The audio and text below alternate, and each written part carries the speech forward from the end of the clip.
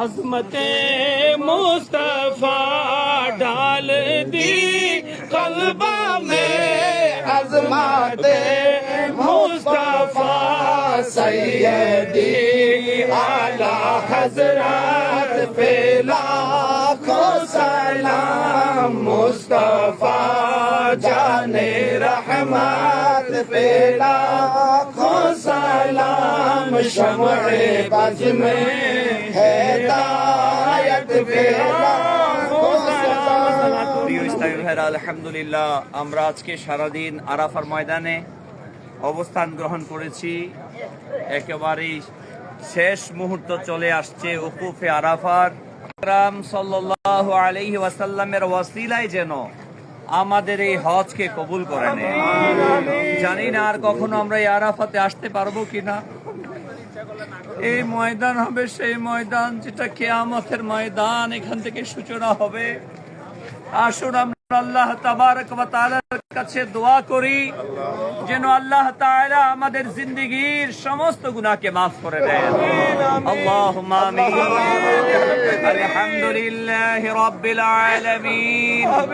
والصلاة والسلام على سيد الأشرف الأنبياء والمرسلين.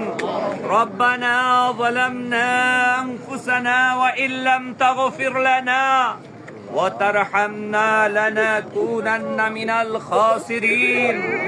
رب اغفر وارحم وأنت خير الراحمين. اللهم إنك عفو كريم.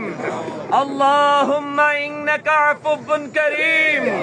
اللهم إنك عفو كريم تحب العفو فاعف عني يا غفور يا غفور يا غفور.